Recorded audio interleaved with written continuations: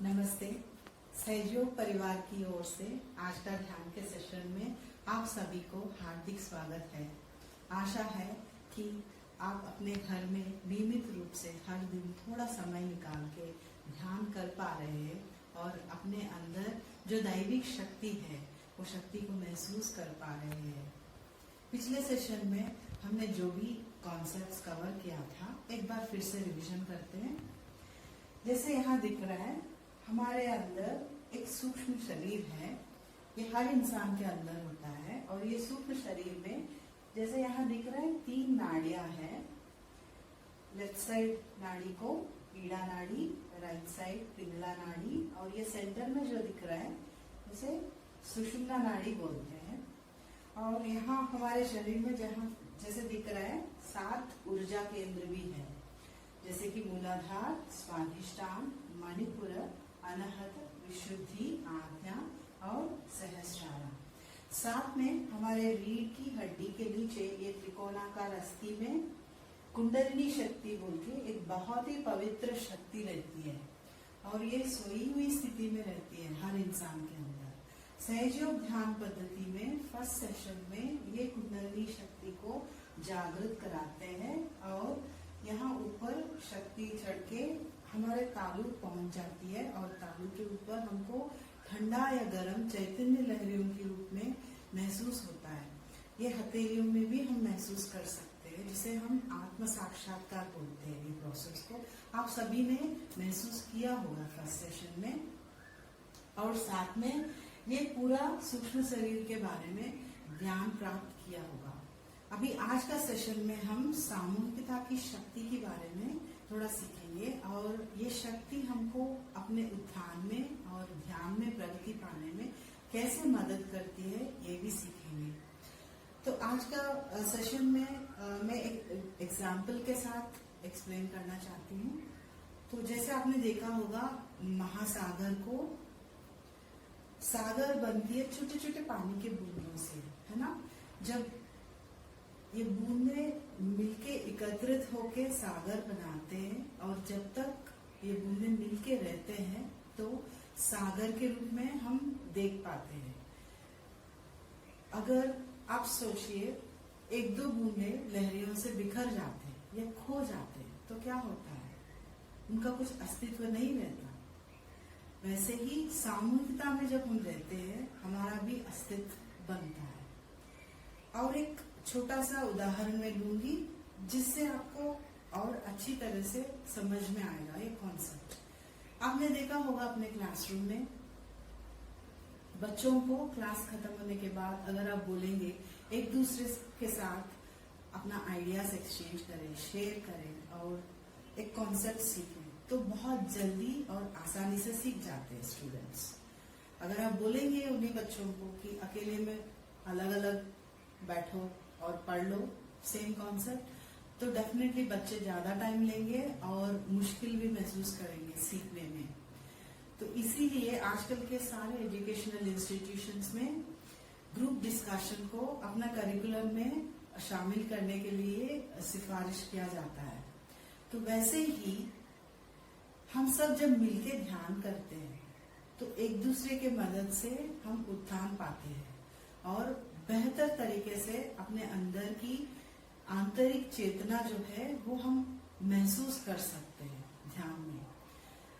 आपको ये संदेह आया होगा कि अगर हम सब मिलके एक जगह पे बैठे और चुपचाप बैठे बिना कुछ बातचीत तो उत्थान कैसे होगा, प्रगति कैसे होगी, है ना।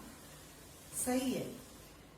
बाहर से देखेंगे तो हमको कुछ दिखेगा नहीं, कुछ हो रहा है, लेकिन आंतरिक रूप से जब हम सब मिलके बैठते हैं तो अपने अंदर कुंडलिनी शक्ति हर व्यक्ति के अंदर जो कुंडलिनी शक्ति है वो ऊपर चढ़ जाती है अनायास और ब्रह्मांडीय शक्ति से जुड़ जाती है और हम सब अंदर से सूक्ष्म रूप में एकत्रित हो जाते हैं, संगठित हो जाते हैं। तो उस समय हर इंसान को, हर व्यक्ति को अपने हथेलियों में और तालू पे वो जो निर्विचारिता स्थिति बोल रहे हैं ना, वो बहुत अच्छी तरह से और चैतन्य लहरियां भी बहुत अच्छी तरह से महसूस कर पाएंगे। हम थोड़ा डिटेल में ये कैसे हो रहा है सूक्ष्म तरीके से, ये थोड़ा हम सीखेंगे अभी। मैं और एक उदाहरण लूंगी इसके लिए। आपने देखा होगा दो वस्तुओं को लेते हैं जो अलग अलग तापमान में, अलग अलग टेम्परेचर में है। तो एक वस्तु है ज्यादा टेम्परेचर और एक है कम टेम्परेचर में। तो दोनों वस्तुओं को एक प्रत्येक व्यवस्था में हम रखा है। तो क्या होगा, जो वस्तु ज्यादा टेम्परेचर में है वहां से गर्मी ट्रांसफर हो जाएगा जो वस्तु कम टेम्परेचर में है उसको।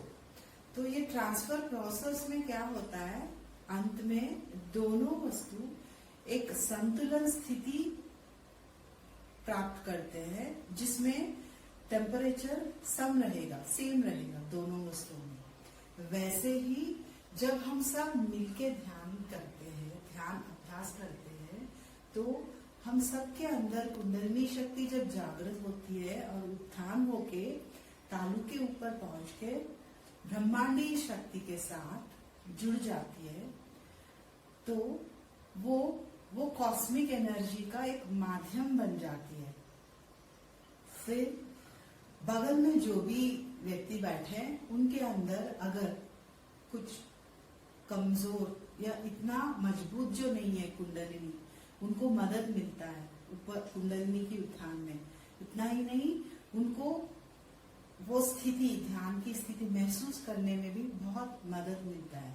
तो अंत में क्या होता है, जितने भी लोग बैठे ध्यान करने के लिए सामूहिकता में, सभी को वही स्थिति, जो निर्विचारिता स्थिति बोल रहे हैं ना, वही स्थिति महसूस करने में कुछ भी प्रॉब्लम नहीं होगा। बहुत ही अनायास संगठित होता है ये स्थिति।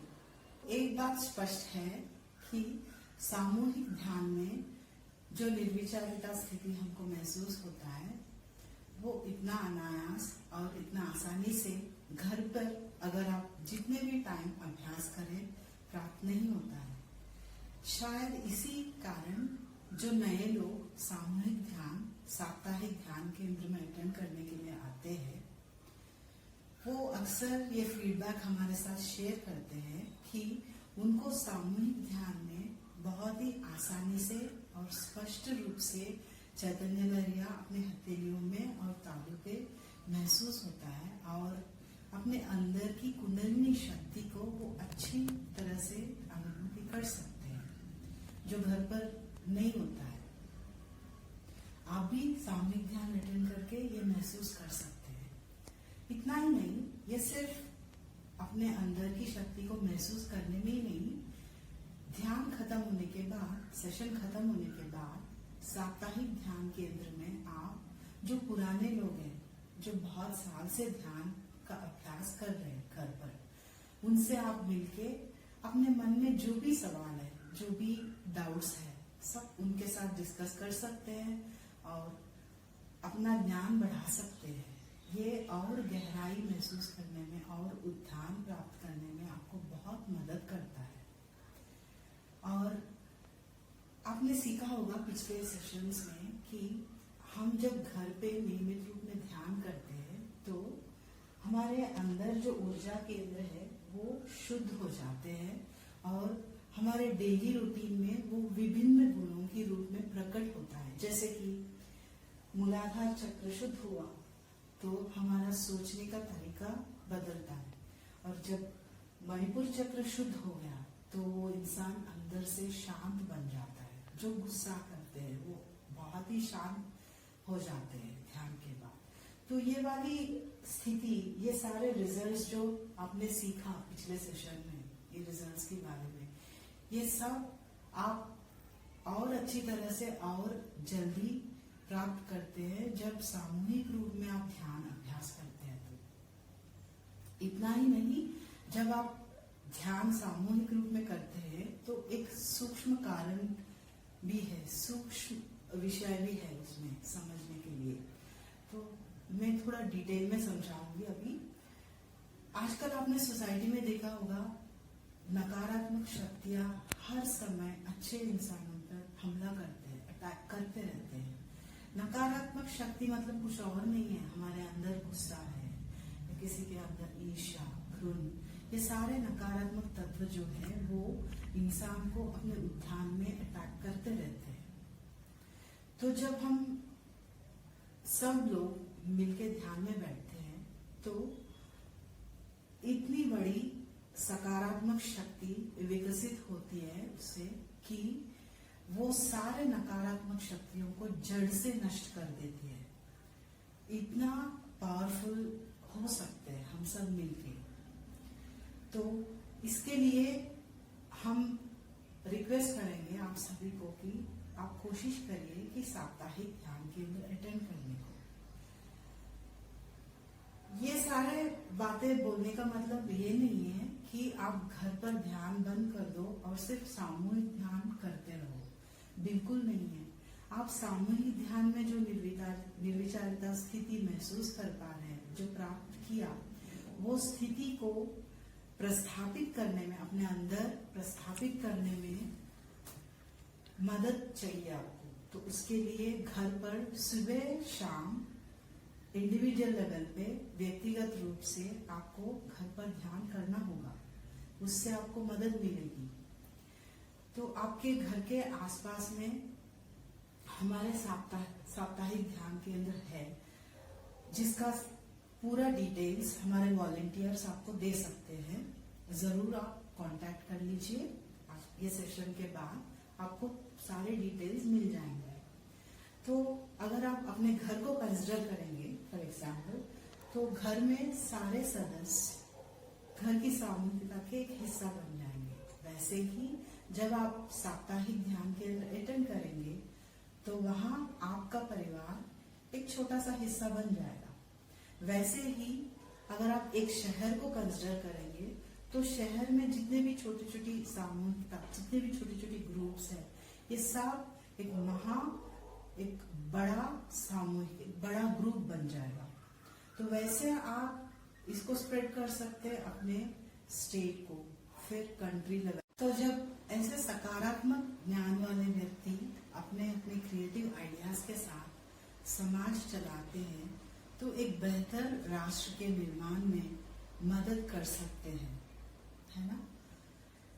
चलिए, तो अभी हम जो साप्ताहिक ध्यान केंद्र के बारे में जानकारी ले रहे हैं, ये आपके घर के आसपास में बहुत जगह पे हमारे वॉलंटियर्स साप्ताहिक ध्यान केंद्र कंडक्ट करते हैं और ये इसमें ध्यान निःशुल्क सिखाया जाता है। ये साप्ताहिक ध्यान केंद्र का मुख्य उद्देश्य यही है कि लोगों को अपने अंदर की आंतरिक चेतना को अनायास और निरंतर अनुभूति करने में एक माध्यम मिले। अगर आप वहां जाएंगे तो वहां समाज के भिन्न क्षेत्रों से, डिफरेंट प्रोफेशन से लोग आएंगे जो बहुत साल से ध्यान करते आ रहे हैं, और उनसे आप मदद ले सकते हैं, उनसे डिस्कस कर सकते हैं और आप अपना ज्ञान भी बढ़ा सकते हैं। तो यहाँ जितने भी टीचिंग प्रोफेशनल्स बैठे हैं, आज का ध्यान अटेंड कर रहे हैं, उनसे हमारा रिक्वेस्ट यही है कि आपने जो पाया अभी तक, अपने अंदर की दैविक शक्ति को जो महसूस किया, यहाँ ना रोके और उसे आगे लेके चले और ये ध्यान में और गहराई प्राप्त करे और अपना लाइफ को एंजॉय करे। यही हमारा रिक्वेस्ट है। थैंक यू, धन्यवाद।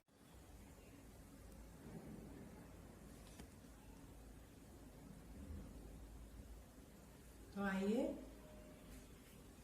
अब हम सब मिलके सामूहिक ध्यान में बैठेंगे।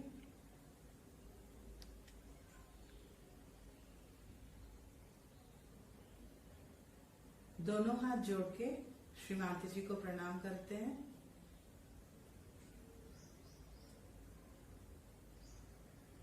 श्री माता जी, कृपा करके हमको सामूहिक ध्यान के लिए अनुमति दे दीजिए।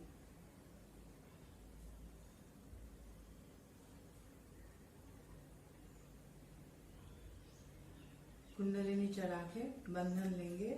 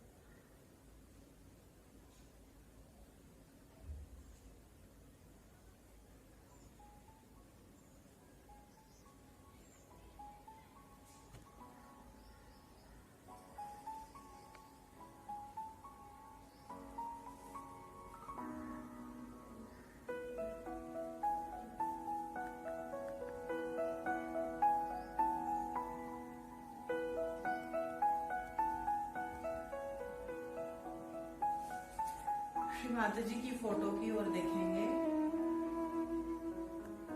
और धीरे से आंखें बंद करेंगे।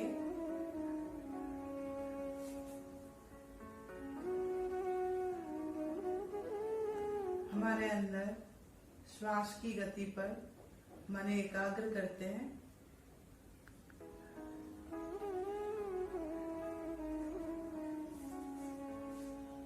दोनों नासिका रंध्रों से अंदर आती हुई और बाहर जाती हुई श्वास के आवागमन पर लक्ष्य एकाग्र करें।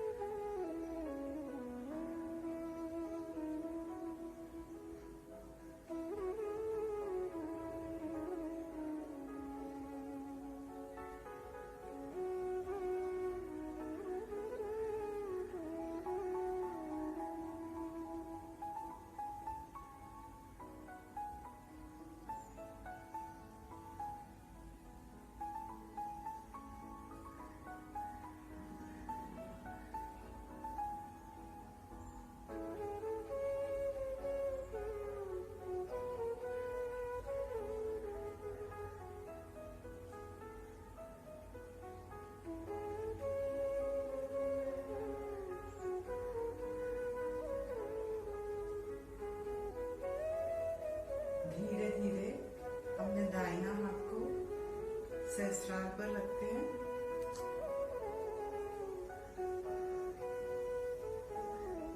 सिर थोड़ा आगे झुकाते हैं।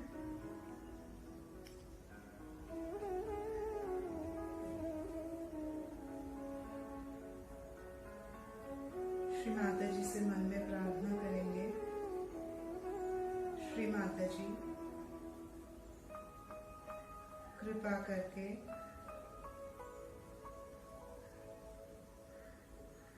हमें निर्विचारिता स्थिति में प्रस्थापित कीजिए।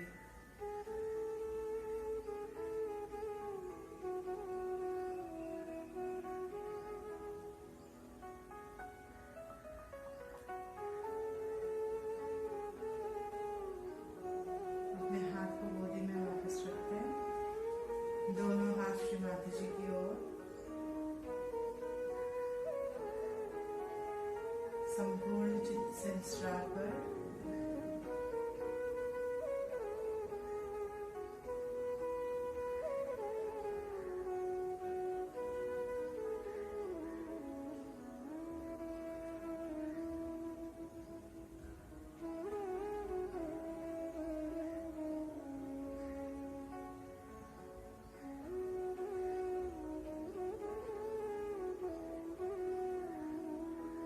इसी अवस्था में श्री माता जी की अमृतवाणी ग्रहण करेंगे।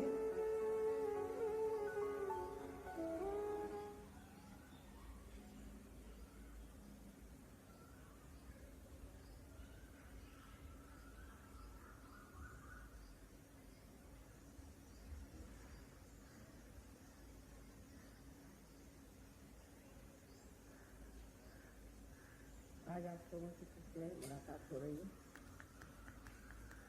और सहयोग के बारे में हम लोगों को समझ लेना है।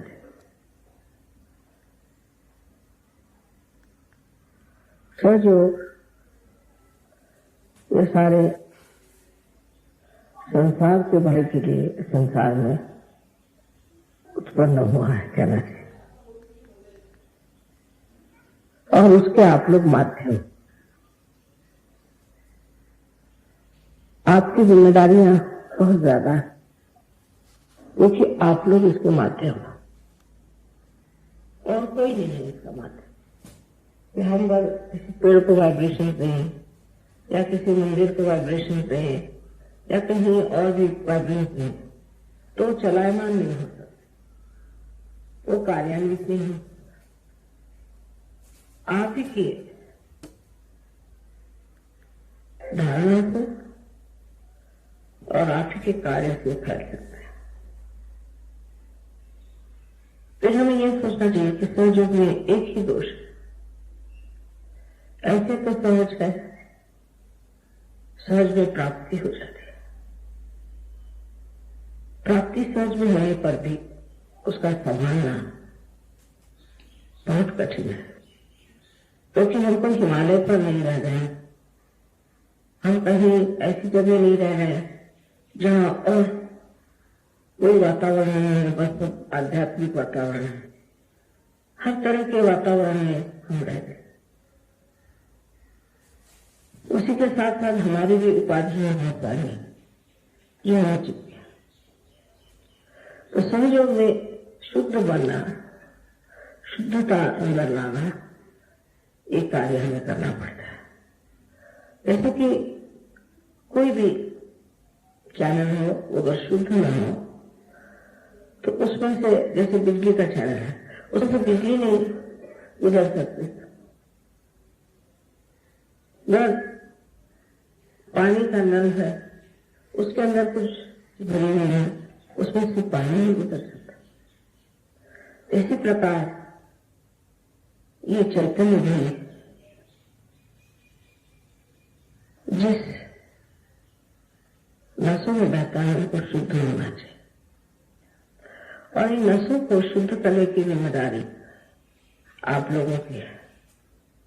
हालांकि आपने कितने बार कहा है, मां हमें भक्ति दो, मां हमें बाप के प्रति श्रद्धा दो, किंतु ये चीज आपको खुद ही समझदारी में जानना है। पहली तो बात है कि शुद्ध जब नशे हो जाएंगे तो आप आनंद में आ जाएंगे। आपको लगेगा ही नहीं कि आप कोई कार्य कर रहे हैं। आप कोई सा भी कार्य करते जाएंगे, उसमें आप यश प्राप्त करेंगे। बहुत सहज में सारे कार्य होते जाएंगे, जो दुनियावी कार्य। हर तरह की सहूलियतें आपके अंदर आएंगे, हर तरह के लोग आपके पास आकर के आपको मदद करेंगे। आपको कभी कभी आश्चर्य होगा कि किस तरह से बिगड़ी बन रही है और किस तरह से हम ऊंचे उठते जा रहे हैं।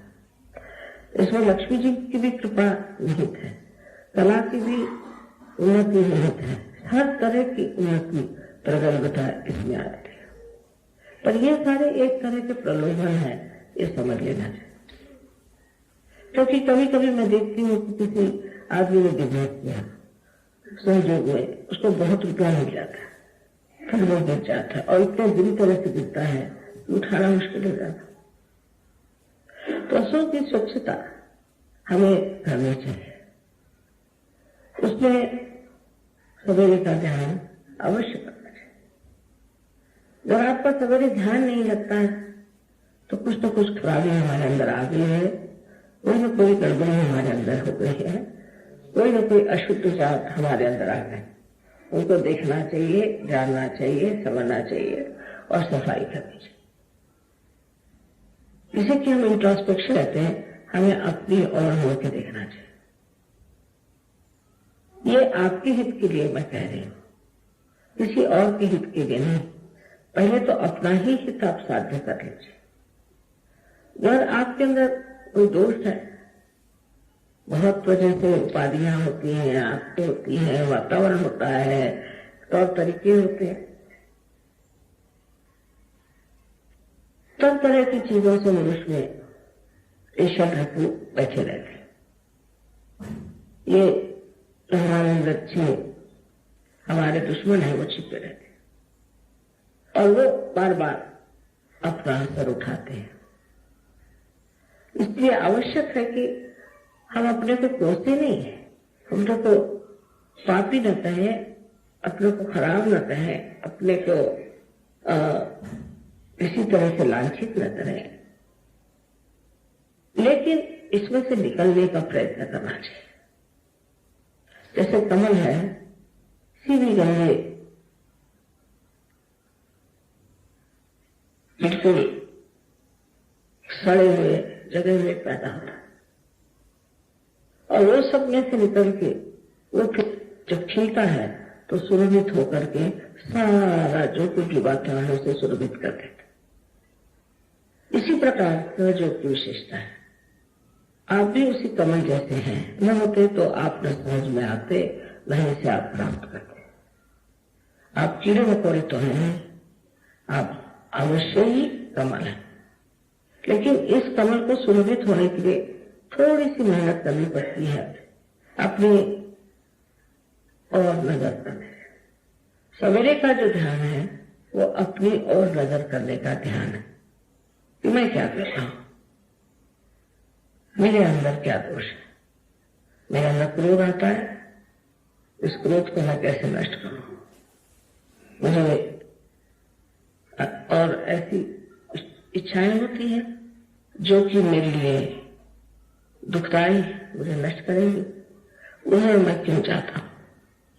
इस पर ध्यान देने से आपको पता हो जाएगा कि आपके अंदर कौन सी चक्र की पकड़ है, उसे आपको साफ करना है। उसको साफ करके ठीक ठाक करके और फिर आप ध्यान में बैठे। जैसे कि इसको प्रत्याहार से मानिए कि सफाई, इसकी सफाई पहले करनी चाहिए, अपने मन की सफाई करनी। उस थोड़े से समय के लिए हमको अपने मन की सफाई करनी चाहिए। अपने से अगर हमें प्रेम है, वाकई हमारे अंदर स्वार्थ है, तो स्व का अर्थ जान लेना चाहिए और सोच लेना चाहिए कि इस खराबियों से हमें क्या फायदा था। क्षणिक कोई होता है आनंद मिला, क्षणिक कोई उससे सुख लाभ हुआ, समझ लीजिए कोई बात हुई भी, तो भी उससे मैंने अपना तो जरूरी मैंने कोई बड़ा भारी नुकसान कर दिया, क्योंकि ध्यान नहीं लगा। माने यही हुआ कि आपकी एकाकारिता भी साध्य नहीं। अब कोई लोग होते हैं वो ये भी कह लेते हैं कि हमारा तो ध्यान लगता है, पर होता नहीं। तो अपने साथ सच्चाई रखना बहुत जरूरी चीज है। पर हम अपने साथ नहीं सच्चाई रखेंगे तो फिर हम किसके साथ सच्चाई रख सकते हैं। ये अपने हित के लिए है, हमारे अच्छाई के लिए है, हमारे भलाई के लिए। अधिकतर लोगों को मैं देखती हूँ एक सहयोग में आने के बाद कोई बीमारियां अधिकतर नहीं हो। अधिकतर लोगों को सहयोग में आने के बाद हर तरह का लाभ हो जाता है और अधिकतर लोगों को मैं बहुत आनंद भी पाती हूँ।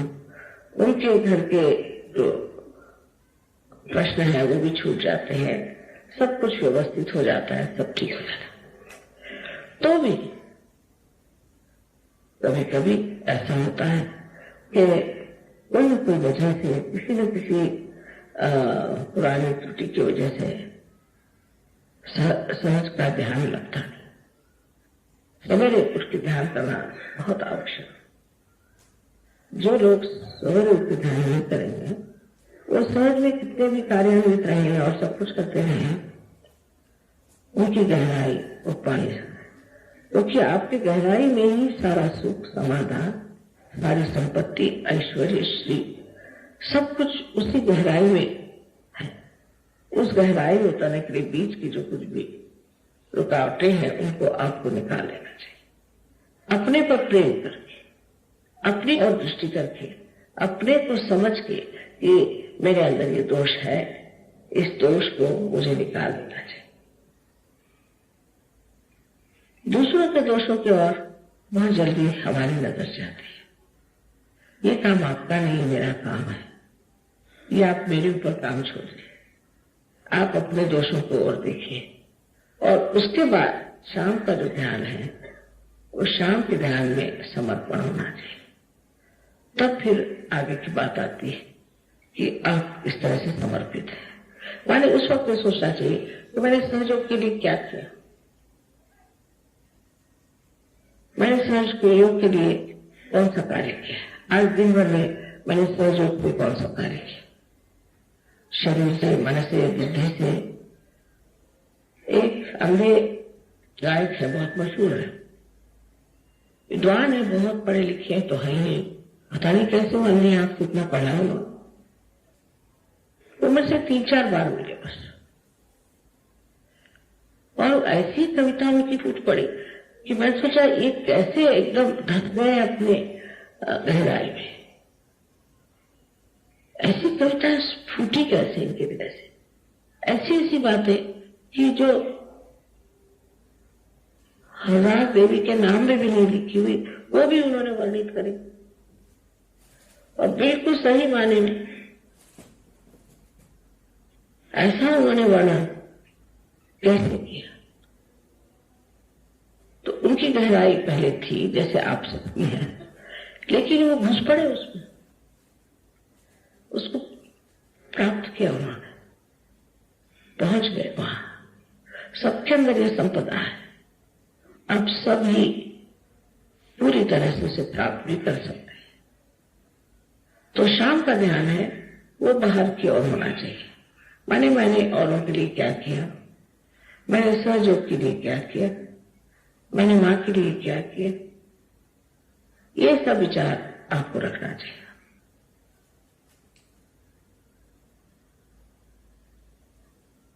जब आप ऐसे बैठ के सोचेंगे तो सोचना चाहिए इस तरह से कि वो मुझे कितना प्यार करते हैं, उन्होंने मुझे कितना प्यार दिया, मैंने उन्हें दिया इतना प्यार, वो कितने मेरी तरफ सिंसियर है, मैं इतना उनकी तरफ से रहा। इस तरह की बात सोचने से फिर आपको आनंद आने लग जाएगा। जब आप सोचेंगे कि मैंने इतना प्यार किया, क्रोध करना, नाराज होना, झगड़ा करना, दूसरों के दोष देखना, इसमें अपना समय बर्बाद करने से देखना चाहिए कि उन्होंने किस तरह से मुझे प्यार किया। हमारे सहयोग में इस प्यार बहुत शुद्ध है, इसमें कोई गंदगी नहीं होनी चाहिए। अगर इस प्यार में गंदगी आ जाए तो संस का प्यार नहीं, बिल्कुल देने वाला, जिसे निर्वाज्य कहा गया है। निर्वाज्य माने इसमें ब्याज भी नहीं मांगा जाता, ऐसा प्यार मैंने किसे दिया। तो जब आप सोचेंगे कि मैं इतना प्यार करता हूं, प्यार करती हूं, बड़ा आनंद आएगा। न कि तब जबकि आप कहें मैं उसको बिल्कुल नफरत करता हूं, उससे मैं, वो ऐसा है, वो खराब है, ये है, तब आनंद नहीं आएगा। आनंद तभी आता है जब हम ये सोचते हैं कि ये प्यार का आंदोलन चल रहा है। बड़ी सुंदर भावना मन में उठती है फिर, और यह सुंदर भावना एक तरह की प्रेरणा स्वरूप होती है। उसका वर्णन तो करना मुश्किल ही है, किंतु उसकी झलक चेहरे पे दिखाई देती है, उसकी झलक आपके शरीर में दिखाई देती है, आपके गृहस्थी में दिखाई देती है, वातावरण में दिखाई देती है, और सारे ही समाज में दिखाई देती है। इसलिए दोनों समय का ध्यान अवश्य सबको करना चाहिए। एक आध दिन भी खाना खाया तो कोई बात नहीं, एक आध दिन घर बाहर घूमने नहीं गए तो कोई बात नहीं, एक आध दिन आराम नहीं हुआ कोई बात नहीं, लेकिन ध्यान सहयोगियों को अवश्य करना चाहिए। घर बाहर घूमने नहीं गए तो कोई बात नहीं, एक आध दिन आराम नहीं हुआ कोई बात नहीं, लेकिन ध्यान सहयोगियों को अवश्य करना चाहिए, क्योंकि ध्यान ही में पाया जाता है। तो सवेरे ध्यान अगर हम कहें कि ज्ञान का है, तो शाम का ज्ञान भक्ति का है। इस तरह से अपने को जब आप बिठाते जाएंगे तब आप समझ लेंगे कि आप कितने महत्वपूर्ण हैं, आपका महत्व इतिहास में कितना है। ये इतना बड़ा कार्य जो हो रहा है सहयोग में, ये सब आप ही के माध्यम से हो जाएगा। आप अपने को औरों से मत तोलिए। जो लोग बड़े यशस्वी होते हैं, ये बड़ी बड़ी जगहों में रहते हैं, वो लोग ये काम करने वाले नहीं। डरपोक लोगों से भी ये काम नहीं होने वाला, लेकिन ऐसा बनना होगा। पहले लोग हिमालय पे जाते थे, हजारों में से एक आध को ही आत्म साक्षात्कार की अनुभूति होती थी, और बाकी तो सब ऐसे ही रह जाते थे। तो बड़ी तपस्या करनी पड़ती थी। अब आपको तपस्या करने की जरूरत नहीं, हिमालय पे जाने की जरूरत नहीं, भूखे रहने की जरूरत है, कुछ करने की जरूरत है। तो आपकी सफाई होने का कौन सा मार्ग सहयोग में है, शायद आपने जाना नहीं है, तो जान लीजिए कि सामूहिकता ही आपकी सफाई का मार्ग है। जो लोग सामूहिक हो सकते, निर्वाज्य, फिर निर्वाज्य तरीके से जो लोग सामूहिक हो सकते हैं उनकी सफाई अपने आप होती चाहिए। उनको कोई विशेष तपस्या करने की जरूरत नहीं। सामूहिकता को भी एक तपस्या के तौर से नहीं, पर एक आनंद की तौर से मानना चाहिए। उसमें अगर ये सोचें कि भाई कैसे इन लोगों के साथ रहा जाए, ये तो ऐसे लोग हैं, वो तो वैसे लोग हैं, क्योंकि सहयोग में सबके लिए द्वार खुले, तो वो आपके लिए कठिन जाएगा। अगर आप सोचेंगे तपस्या के मामले में उसको मजे से जो उठा सकता है वही सहज की तपस्या। सब चीज हो ही जाती, उसमें करने का क्या है, सब चीज बनी रही है, उसके बनाने का क्या है। आपकी स्थिति देवता जैसी है ये समझ लेना चाहिए, उससे कम नहीं। क्योंकि जैसे देवता लोग हम उनसे कहीं या न कहीं अपने कार्य को करते ही रहते हैं, उसी प्रकार आपका भी हो जाना चाहिए। उस स्थिति में आप बहुत आसानी से जा सकते हैं, कोई कठिन नहीं है और कोई मुश्किल है। लेकिन थोड़ा सा समय तो हमें अपने को भी देना चाहिए। पूरे समय हम बेकार चीजों के लिए समय बिताते हैं, तो कुछ समय तो हमें अपने को भी देना चाहिए। और सवेरे और शाम प्रतिदिन ध्यान ये करना चाहिए, प्रतिदिन। जैसे अगर नहीं हुआ तो ये नहीं कि अब मैंने बड़ा गलत कर दिया, ऐसी बात नहीं। ध्यान का नहीं हुआ तो कोई बात नहीं, पर ध्यान करना चाहिए। ये मैं जो कह रही हूं ये कोई ऑर्डर की तरह से नहीं, एक सूझबूझ की बात, एक विचार जिससे हम स्थिर स्थावर रहते हैं। मुझे फौरन पता चल जाता है कि कौन लोग ध्यान करते हैं रोज और कौन नहीं करते, फौरन। क्योंकि ऐसे कोई कपड़ा रोज धोए तो साफ ही रहे, उसमें गंदगी कैसे रहे। और जो नहीं करते हैं उसकी गंदगी फौरन दिखाई दे जाती है। बहुत लोगों के 2-4 दिन ध्यान न करने से एकदम खराबी आ जाती है। तो ये स्नान है, अगर स्नान न करे तो भी चलेगा, ध्यान जरूर करना चाहिए। अपने शांति के लिए, अपने सुख के लिए, अपने हित के लिए और सारे संसार के हित के लिए हमें करना। अपने से जब हमें प्रेम है तो हमें चाहिए कि हम जाने कि हम कितने महत्वपूर्ण हैं, कितने गौरवशाली हैं, और हमारे लिए सबसे कितना बड़ा काम, कितना ऊंचा काम हमें आता है।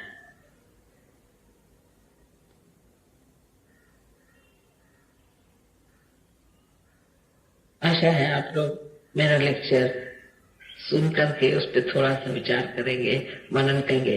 ये न हो कि मैंने कह दिया उसके बाद माता जी ने कह दिया, फिर वो दूसरों पे लगाते हैं। अपने लिए कहा ऐसा नहीं सोचते हैं कि सोचते माने उनके लिए कहा, मेरे लिए नहीं कहा। हर एक को सोचना चाहिए कि ये मेरे लिए कहा है और मुझको कैसे ऊपर चढ़ना है, इसमें कैसे मुझे कामयाब होना है, मुझे कैसे बढ़ना। सबको अनंत आशीर्वाद।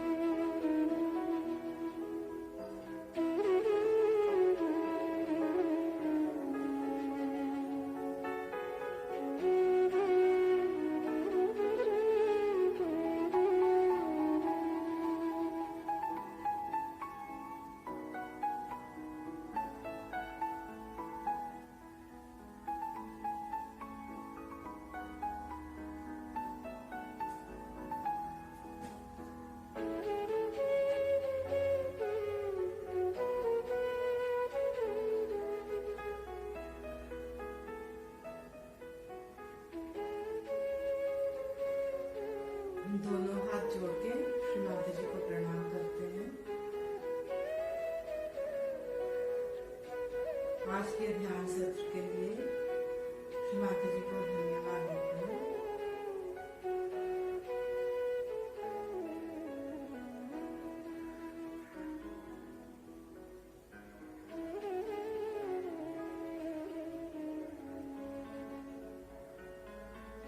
हम सब कुंडलिनी चढ़ा के वंदन लेंगे।